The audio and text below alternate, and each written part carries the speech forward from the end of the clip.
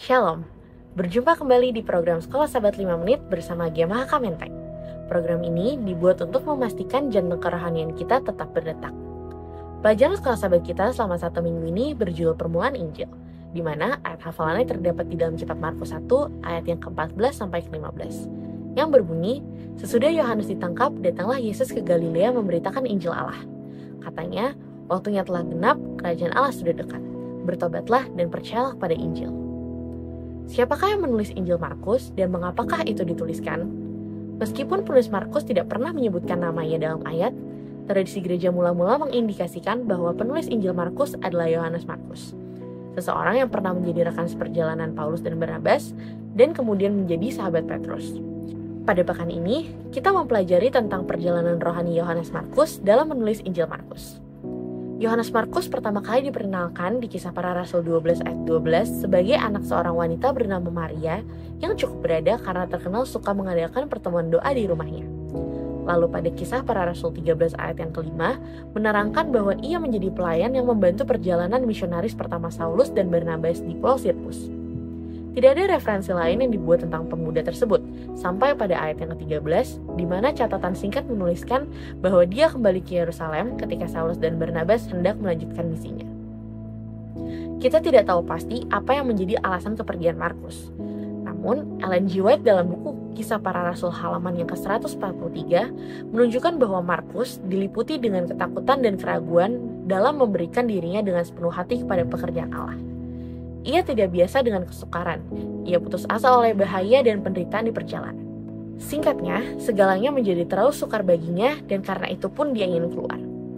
Kisah ini menjadi menarik ketika kita membaca Kisah Para Rasul 15 ayat 36-39, di mana Markus ternyata diberikan kesempatan kedua oleh Barnabas untuk kembali bergabung dalam pekerjaan misionaris mereka.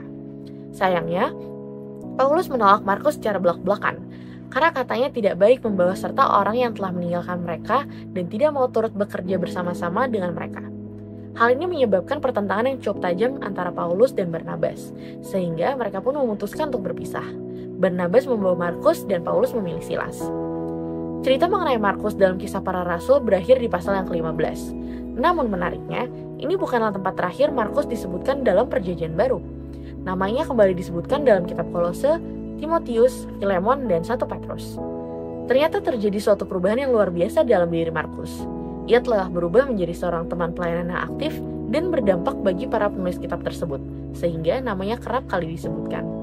Markus yang tadinya mundur sudah pulih dari kegagalannya. Dan ini semua hampir dapat dipastikan karena kepercayaan diberikan sepupunya, Barnabas. Injil Markus menceritakan kepada kita perjalanan Tuhan Yesus sebelum dia mencapai salib. Yang unik dari pembuka kitab Markus adalah Yesus diperkenalkan sebagai satu tokoh yang memiliki sifat keilahian dan kemanusiaan.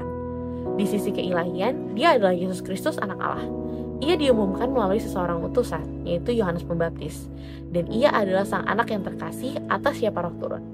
Namun pada sisi kemanusiaan, dia dibaptis oleh Yohanes, bukan sebaliknya. Dia digiring oleh Roh dan dicobai oleh iblis. Kitab Markus juga merangkum pekabaran Injil Yesus. Katanya, waktunya telah genap, kerajaan Allah sudah dekat, bertobatlah dan percayalah kepada Injil. Pekabaran ini sejajar dengan nubuatan Daniel dan pekabaran malaikat yang pertama dalam kitab Wahyu 14 ayat yang ke-6 sampai ke-7. Pelajaran yang perlu kita renungkan adalah: 1. Pernahkah Anda gagal dan diberikan suatu kesempatan kedua? Bagaimanakah hal ini mengubah Anda dan pelayanan Anda kepada orang lain?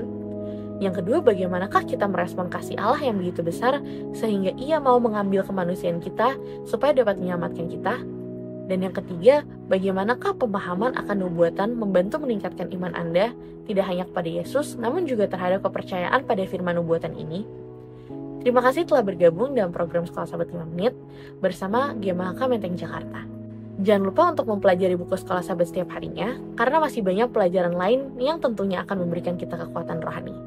Sekolah Sahabat yang bersahabat, bersemangat, semua terlibat, jangan terlambat. Tuhan Yesus memberkati.